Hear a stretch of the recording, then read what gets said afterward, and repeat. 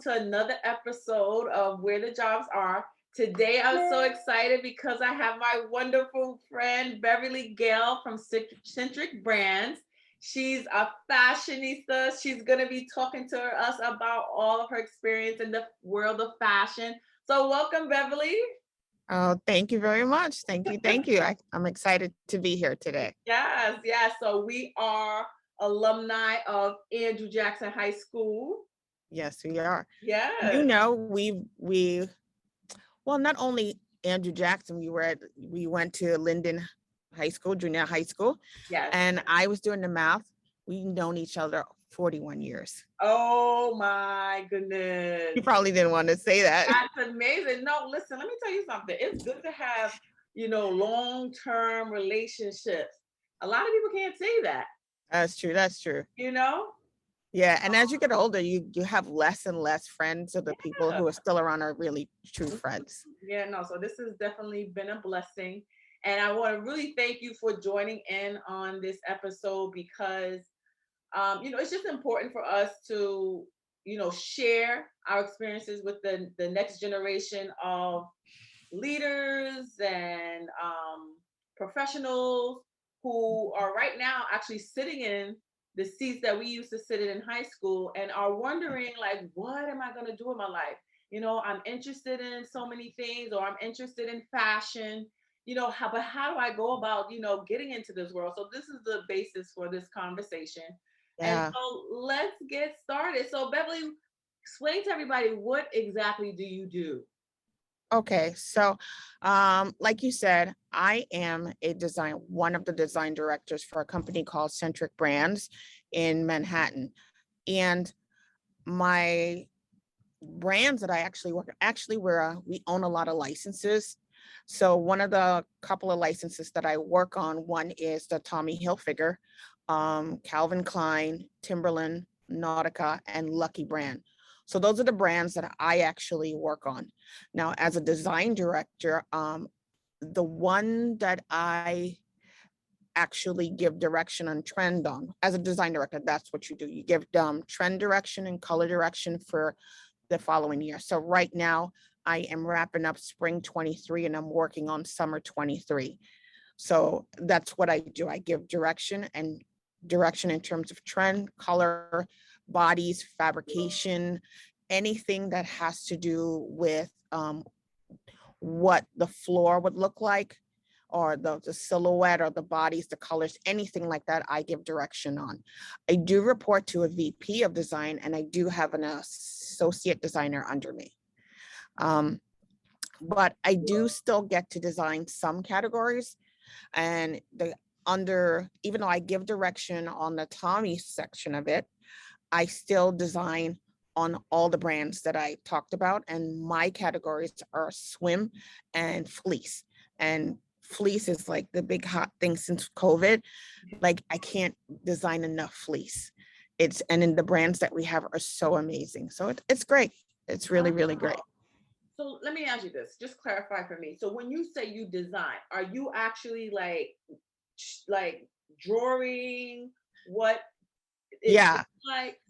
Yeah. So basically, okay, so at the beginning of the season, like we said, we meet with, there's some companies with trend direction, and they tell you what they forecast to be like the hot red or the hot blue or whatever it is.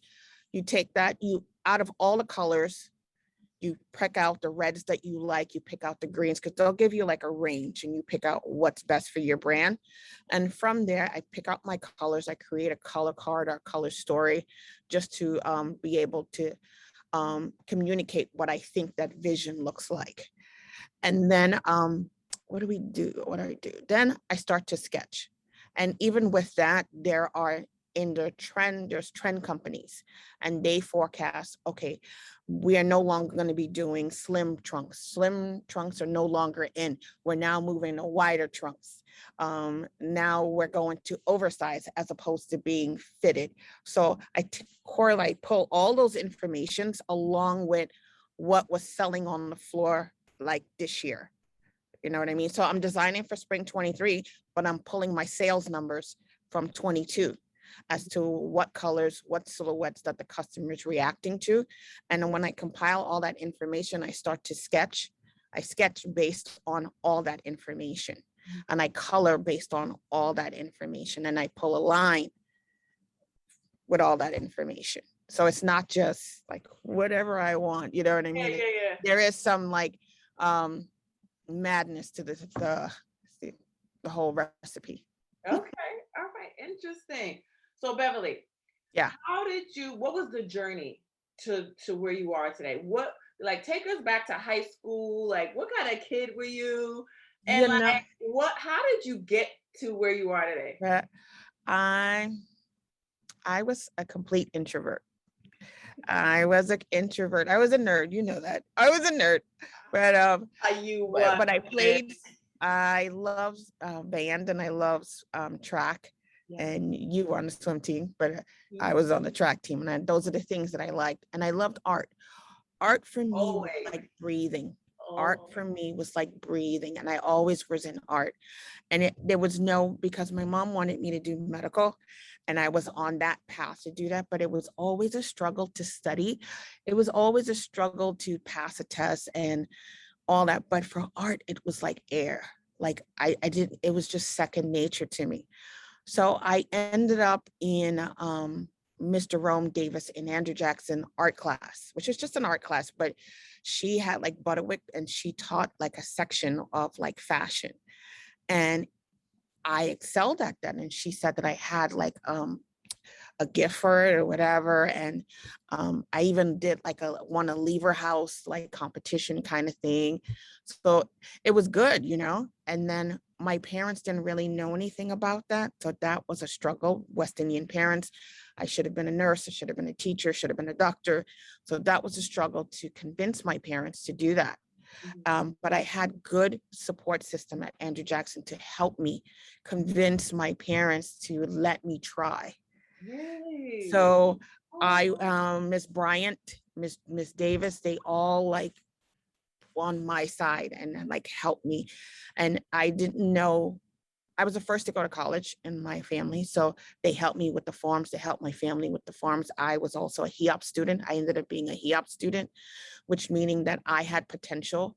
If given the right circumstances, I could excel.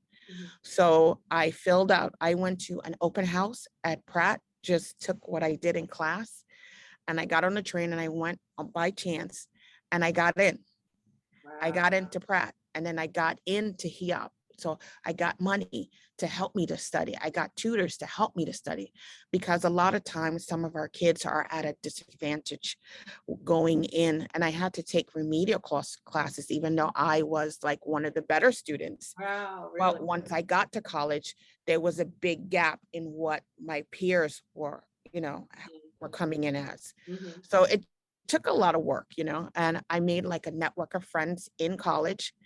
It was my first time being in a diverse crowd also. So that Right. was another layer, Mhm. and kept in touch with them. So when I graduated, it was very difficult to get that first job. It was because people really don't like to train. They say they want to train, but a lot of people in the industry or people who are busy don't like to train. So it's important to make those connections with the people that you're in school with in college, because they will hear and they will speak on your behalf when you're not there. So that's how I got my first step in the door, by my roommate from college who was in fashion, putting in a good word for me to do a freelance job. So with the freelance job, meaning I come in for a couple of months to do a gig and then you leave, but I at least had something now to put on my resume. And Mm. then, yeah. And then from there, I just kind of moved on. Like you meet people and you connect with people. And then from there, it just keeps going and going and going. My first real job was Philip Van Heusen, um, where I was doing Bass Boys clothes, which is just coming back now. You'll start to see it, but it's just coming back now. And then my boss got pregnant and she left. So that opened up another opportunity for me where I had nobody. Was able to do it all. Long hours, but I boot camp. I learned it. It was phenomenal. I worked with the pattern maker. I worked with the salespeople. I was in meetings and flying, conducting meetings in Maine, where I normally wouldn't get that kind of exposure. But because of that, and then from there, someone else told me about another job. And then I became an associate designer. Wow. And I had my very first person of color like boss who kind of sat me down and was like, this is the ropes. You can't come to, you know what I mean? You can't do this, you do this, you do that, you do this. And she really took the time to train me and to tell me the language and you know, how to act and what to be. And she gave me opportunities where I won my first my first design got picked by Walmart for a what was then White Stag sweater program I did. And she took me on my first trip overseas. So I went overseas to Hong Kong. Wow. And at a very young age, I went to young Hong Kong. I worked there and I worked with the factories. I got to travel a lot more. And then from there, a guy who left that company called me up and was like, hey, we're looking for a designer. So now that's the next level up. So now I'm a full-fledged designer, again, off the strength of my reputation, my work ethics, and just networking. Wow. And then, you know, from there, I became a designer. And then from there, someone else called me. And then I became a senior designer. And then, and then, and then now I'm here at Centric as a design director over brands that I grew up loving, like Timberland, Tommy Hilfiger, Calvin Klein. So tis the dream job now that I have here now. Wow. Okay. That is an amazing story. And so are all some of those your designs behind you? Yeah. Yeah. Wow. Lots of them. Wow. Lots of them. Lots and lots of them. Wow. Matter of fact, yeah, all the shirts and the coats. Back then I used to do outerwear and woven shirts. That was my categories in denim. But over the course of my career, actually, I have done women's, I have done juniors, which is young girls. I have done little girls, I've done baby, and now I'm in boys. Wow. So I've done it all. Interesting. So Beverly, tell me, what do you love about your industry? What do you love about it? What I truly love about my industry is like I say, creating is like air for me. I love just being able to create.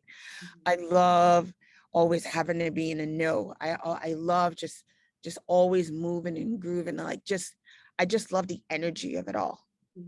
That I can't explain it. I just love it.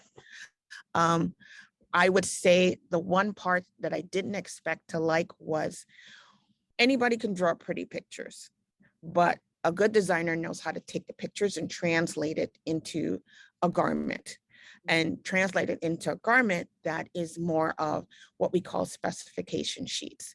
And that's doing the blueprint for the factories that you send to the factories. And to me, that's where you truly design, not just on paper. When they say, okay, I like that on paper, now make it. So I would have said that that's my total. I do love that, but lately I have to say 3D design is now my love. My love. It's like the next level, you know. I love that it's the next level. Well, we've never even heard of that. So You have seen it, you just didn't know you saw it. wow. Okay. When So you're shopping online, it's all online. oh, okay. Yeah. Interesting. So we'll definitely have to come back to hear more about that. Yeah. But Beverly, let me ask you this. Have you ever been walking down the street and seen someone All the time. really? All the time. And what do it's you so say? nice What do you to see. feel? I feel a sense of pride, like a true sense of pride. And I would have to say it's a sense of pride, but I also wonder, like, would, if I were to tell those people that I designed that jacket, would they believe me that I designed that jacket? And or are they, people's perception of what a designer looks like is kind of like skewed, but it's like a true sense of pride. I love it. Yeah, that's wonderful. All right, so let's talk a little bit about lifestyle, right? And so one of the things we do is, with the young people at the school, we talk about, well, listen, the cost of living in New York is high. And, Yeah. rent is high, gas is high, food costs, everything is high. So in this industry, can you make enough money to live a lifestyle that you Yeah. want? Are you able to make it? Yes. Okay. The pay is very nice. It's Okay. very well. I have to say it's a lot more than I thought I would ever make. Let's just put it that way. Okay. And growing up like what my father make or whatever, it's a good lifestyle. It's a good pay. But in terms of work-life balance, that's another story. The Okay. pay is very well, but work-life balance, you have to really love it because you're always on because it's very competitive. That's another Okay. thing.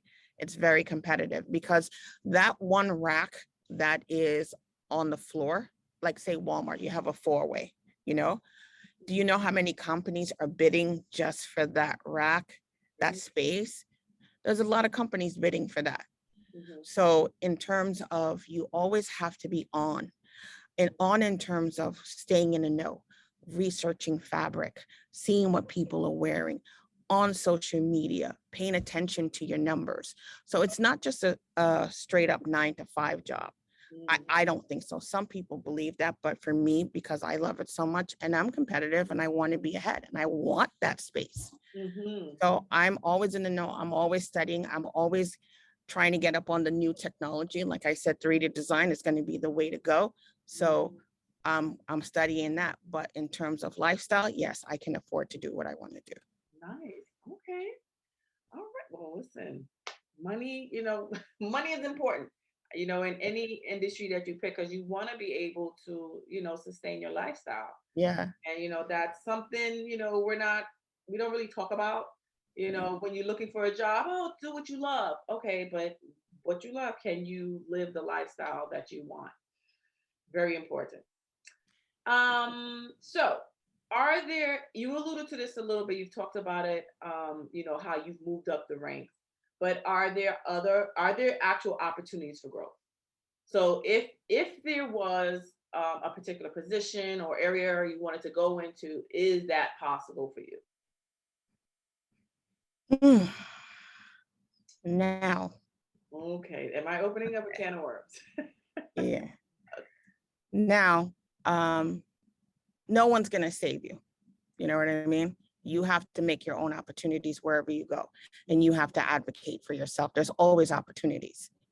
But in particularly like this industry, there's not that many, it's not as diverse as I would like it to be.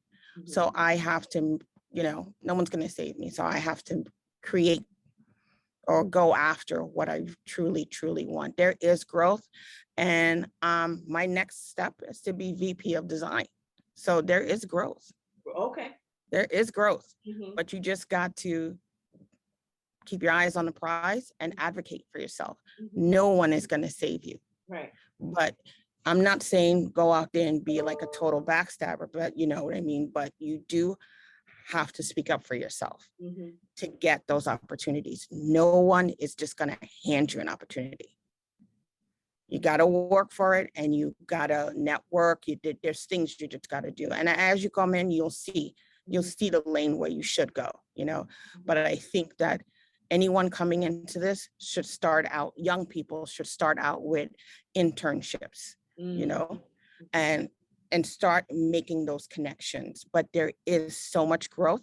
There's so many lanes in fashion. There's the buying office, there's the technical design, there is compliance, there's production, there's sourcing. There's so many lanes that you could go into. But I think as a young person, you should start with internships. If you go to school for college, um, grab those opportunities as soon as you can. Truly grab those opportunities. Well, that's Me, great. VP of design. And it's done. You Yes, claim it, you say it, you claim it is done. yes. Okay. So let's talk about some of the perks of fashion. What are some of the perks in the fashion industry? I Are there It's hard. yours? It's a well, it's a lot of hard work though. It's a Uh-huh. lot of, it's not chandeliers. Like I feel like when I say design Tommy, people think that Tommy's coming to my house and chilling with me. Right, right, And right. like I design in a room with chandeliers or Yeah, whatever, but yeah. it's not like that. Mhm. But one of the perks that I do like is to travel. Okay. Yeah, I like to travel. And so what are some of the places you've been Um, because of your work? I've traveled a lot around Europe because we travel in Europe, Spain, Paris, India, um, or is it Montreal for like outerwear and stuff like that. I've gone to like a lot of domestic traveling for depending on that, but I've traveled pretty much a lot of places in Europe Mhm. and Europe, UK, and China, a lot of different places in China Mhm. and India. Okay. And it's almost like balling on someone else's dime. You know what I mean? I love that. Of course. Who doesn't Yeah. like a free trip? Yeah. Can I tell you something? This is terrible, but when people ask me, well, Kim, what makes you happy? And I often tell them like free food and drinks. Like I just love when I go to like conferences and Yes. I get free food and drinks. I'm like, it's so great to just live off of someone else's. Yeah. It's like fake balling. Like, you know Yes, what I mean? We I go to all these like posh places. Oh, because the purpose of the travel, there's two purposes to the travel.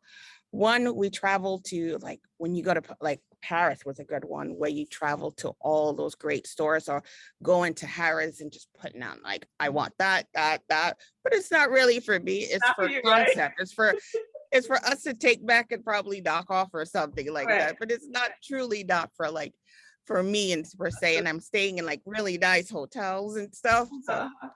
and even like the flights, like you fly business. I love that. Nice. Nice. Wow, that's amazing. But I think that's, it's good to know what the perks are because Yeah. you don't even think, when you're thinking about a job. Let me tell you something. When I went into my career, which, I went into education, you know what our perks were, right? No. Summers off. That was No, that's a huge perk. No, seriously, that is such a huge perk. Well, you don't You, have the summers off. You got summer school.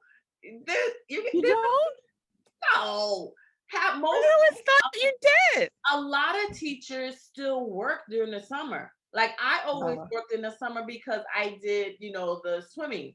So there was always a pool open in the summer. So I still worked. It was fun. It was different than regular school, but that's the perk of a teacher is like you get summers off. Summers off. oh, I love that though. I love that. So no, you don't always think about the perks, but some young people, like, did you ever think you would be traveling to Europe and Asia, No, all these no, things that you couldn't even think never about, right? thought You couldn't that. vision it. Yeah, or go into shows, like some fashion shows. Never thought, I would even be in this space. Like, unbelievable. It's just Me, truly little Beverly from little introvert Beverly. South Introvert. Jamaica Queens, right? Yeah. It's incredible. The journey of life is so incredible. So Beverly, tell me, what advice would you give a young person like who's has sort of the same story? They're passionate about art, they're passionate about fashion. Like, what should they do? Maybe they don't have the I support of a teacher like you did at Andrew Jackson, and I'm so glad you said that. But like, what could they do? What should they do if they want to get into this industry? huh. So okay, so this is I would say if they didn't know, I would say I'm kind of in this space where I would kind of say to reach out to the schools, you know what I mean? That like FIT and stuff like that. If you're there are organizations that can help you. Um, right now, we are partnering up with this Black and Fashion Talent Fund, and those are people who may not have gotten a fair opportunity to come in, and we're partnering up to help because a lot of times we meaning people of color don't have programs in their schools to help them, or people like you said. Um, shoot. So let me ask you this. Should they take a sewing class? Should they take some sort of craft class in their neighborhood? I would say yes. I would say you can take a sewing class, a craft class, and then I say reach out to, you're talking going to college? You can, yeah, that also. Okay. So if you're going to college, do your sewing class, but I would say take summer classes at FIT. I would say take summer classes at FIT. If you can't afford it, look into financial aid. They give aid to anybody if you just can show that you can't afford it or anything like that. Take those classes. That puts you in their system, and they probably will give you like a first pass at it. Look into organization in the Fashion Council. I'm sure if you go online and you look for the Fashion Council, there'll be certain things that you can, certain programs that you can hook into, you know. Um, I think that's about it. But I would say that with fashion, I know some people do a bachelor's. I know some people do a master's. You have to decide that for yourself later on down the line. But I would say go to FIT. They have an excellent, excellent, excellent alumni network. Like the whole industry goes to FIT. So if there's any place that you could go, like maybe even in junior high school for the summers, take the summer program. Even in high school, take the summer program. And then it's like a straight one-way track into their school. They're a really good place to go. They're also the cheapest. And I think that if you want, you can actually go in, get an associate, come out and start to work, and then work your way up. But at some point, if you want to get to a certain level, they will ask for a bachelor's. But if that's not VP, it's not where you want to go or whatever like that, get the associate, start working. And the thing about fashion is also, you could be an entrepreneur. You don't necessarily have to work for anybody. You could open up your own, you can learn how to sew, get on Instagram, start selling, start doing your business, even go to FIT and take up like merchandising courses, because there's a whole business side to fashion. Not everybody goes to be a designer. You can take the whole business side to it and then just grow your business that way. I'm not sure if I answered your question. Beverly, you've blown my mind because I didn't even remember to like connect the entrepreneurship piece. I'm big with the entrepreneurship, sharing that with the young people, but you're absolutely right. You go in as one thing, but then you start to grow and learn the business, and now creating your own brand, which Right. so many young people are doing. There Yeah. are so many different, new brands out. Yeah. And the way they're doing it is just so phenomenal. So phenomenal. I love Gen Z, like love them because they hold us accountable, and they don't wait for things to happen. They make it happen. They make it happen for them. And I admire them for that. Like totally, totally Yeah, admire. it's a totally different time. They have opportunities we never had. Yeah. This whole technology thing has just opened up the world and provided access like no other time. I don't even necessarily have to come into the office. I don't necessarily, we can work from home all together. Yeah. You know what I mean? Like just, it's, fashion is so huge. It's so huge and so many layers to it that you could go into, and it's very lucrative. Very lucrative. Wow. Okay. Well, listen, you talking the truth, and you are inspiring a lot of young people out there. So, Beverly, If you had to do it all over again, would you do it? And also, what would you do differently? Oh, yeah, I would do it, but I would go to FIT, get an associate's and come out. I went to Pratt, which is like so much money, Oh. so much money Mhm, that I had to take out like so much student loans. mhm. I would have gone to FIT. I would have So done the what's the difference between FIT and Pratt? Is it CUNY? Is it a CUNY school or Pratt's private. private and FIT is CUNY Yeah, or SUNY? SUNY. one of the two. Yeah. One of the two. Yeah, so that's a different That's a bracket. huge difference. Yeah. But the only reason why okay, so I got into FIT, but the thing was that I got into FIT first, but I knew if I didn't, they put me on the waiting list. Mm.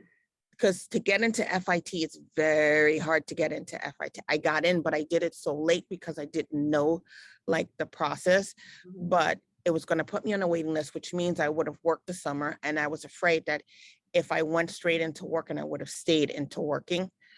And then I just happened to go to the open house the following weekend and then they took me. So I was like, oh, I'll go. Didn't know how I was gonna pay for anything, didn't know anything, but Yeah, yeah, those people like really helped me and gave me a tutor. It was just a phenomenal experience. But in terms of student loan amount, yeah, I would have done that. yeah, I yeah. would have gone the cheaper route and worked my way up, and I probably would have been like a VP by now. Okay. Maybe no, because after VP, let me think about that. I probably would have did my own business, like gone for a little bit and then like Okay. did my own thing, Okay. learn a little bit of the lingo of what the industry needs Mhm. and then go off on my own is what I would have done. Like, Wow. yeah. Okay. And then from Pratt, what kind of degree did you get? BFA, Bachelor's of Fine Arts. Okay. Yeah. And then that is the like bar that they look for in the fashion world? No. No, they can you can do an associate's, come out and work because it's all about experience, you know what I mean? But moving up the ladder, you're going to need a bachelor's At least. at some point when if you try to go to that C-suite, Mhm. yeah, you're going to need like some sort of bachelor's or master's or something. All right, Beth. Well, I know we've been talking, talking, talking. So, is there any sort of inspirational last piece of advice you want to give to our young people to get them charged up? No one is going to save you. Mm. Make your own way. Like you can totally go to school. You can totally go to school and learn the pattern making. You can totally do that. Learn your own. Hold on. No one's going to save you. Like I said, make your own way and respect money. Mm. Respect money. Learn financing now. Learn to, I would say, invest and save. Mhm. So those are the things that I think that are super important for young people to understand the relationship with money also. Mhm. Like fashion is great, but learn how to learn the relationship with money. I'm all for getting a good piece, like Yeah. an investment piece, but you have to understand your limitation. Mhm. Invest in yourself. Mhm. Invest in yourself. Create your own. Yeah. Don't wait on people to create it for you. Mhm. Be that entrepreneur Yeah. and learn the business that you're in. Save, create your business account. Mhm. You know what I mean? It's not all flowers and stuff like that. You have to put on a business hat also. Mhm. You have to put on that business hat and you be kind to people also Yeah. because your opportunities are going to come from networking also. I know that's a lot. That's a lot, but it's like Oh, it's real. It is a lot because it's a yeah, lot. It requires a lot. it does. You It know, does require a yeah, lot. it's not just one thing. Like it's a lot that you have to do. if you want to be successful, period, in anything. Yeah. And I would say, and for businesses, I think you could do it with TikTok. You can do it with Instagram. You don't need, just do it. Just do it. Just do it. No one's gonna save you. Do it. Mhm. Do it. Do it. Do it. Time, you know what I mean? Time is not promised to anyone. Yeah. Just do it. Yeah. And you know what I mean? Like, you only have one life to live. Yeah. If that's what you love, do it. Yes. Well, thank you, Beverly, so much. This has been a great conversation. And I'm sure, you might be getting some extra followers on Facebook and stuff if you're on there, because I'm sure young people are going to want to learn more about you and what you do. And we just thank you so, so very much for Oh, joining. I have one last thing. Okay. I think it's also super important that once you get to a point where you're in your career, it is super important that you turn around and you lend a hand to the people coming up. Right. And I'm really big on that, like giving back. We're only going to grow our community if we're able to turn around, reach your hand down, and bring the next person up. Right. So wish you luck on everything. And I love, love, love this. I love young people and entrepreneurs. I'm so big on it, and I'm huge on us learning finances. I'm going after our dreams and not putting any barriers on what we want to do.